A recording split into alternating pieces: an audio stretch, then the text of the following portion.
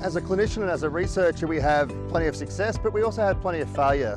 And so when we have success, we really like to celebrate it. And one of the things I'm really proud of in terms of that I've been able to achieve as a researcher and as a clinician is PROTEK GI. So one of the really cool research projects we've been involved in is actually one of my sort of most recent ones that's just been published at the moment.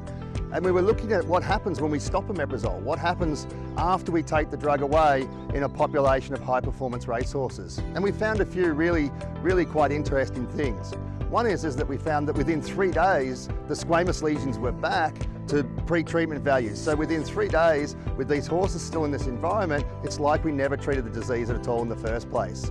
So, you know, this disease can come back really fast if we can't manage the disease in terms of, you know, getting rid of the predisposing causes or the factors that contribute to disease. And I'll say that was a population of horses that were very well managed, but their lifestyle simply overwhelmed that in terms of particularly probably their exercise and the timing of their exercise being racehorses exercising first thing in the morning. And so, you know, we start to learn these things and we start to think about, well, why does this occur? It could be to do with their environment or are other things going on. And one of the big questions that's been around for omeprazole for probably 5 or 10 years now is whether we need to taper omeprazole, whether we need to reduce omeprazole over time, or what's happening in terms of omeprazole and acid production. And we know that when we give omeprazole, we stop acid production, and the body's response to that is to make more gastrin. And gastrin's the signal to make more acid. So what happens is when we stop the omeprazole, we've got this really big signal and we get a bounce. We get a bounce of acid production that we call rebound gastric hyperacidity. And so one of the things that we've been talking about for 5 or 10 years is whether we need to slowly take the omeprazole away to reduce that bounce. And actually our most recent research, and this is one of my favorite papers because I think it's going to be a paper that really changes what we do clinically and really impacts on clinical patients. Really, there's no need to taper omeprazole. There's no benefit to a slow withdrawal of omeprazole in the horse. And so we can stop omeprazole quickly and not worry overly about the recurrence of disease beyond that initial period. And so that has the potential to save owners around the world hundreds and hundreds of dollars in unnecessarily prolonged treatment with unnecessary tapering courses.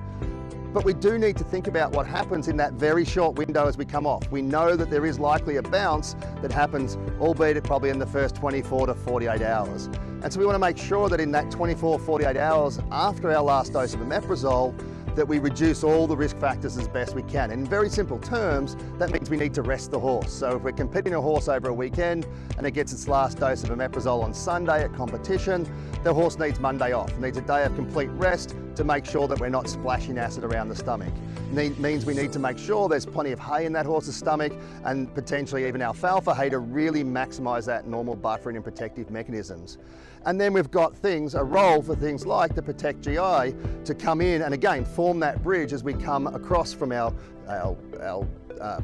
pharmaceutical treatment through to our long-term management strategies. And so we think about those two things happening and what happens in between.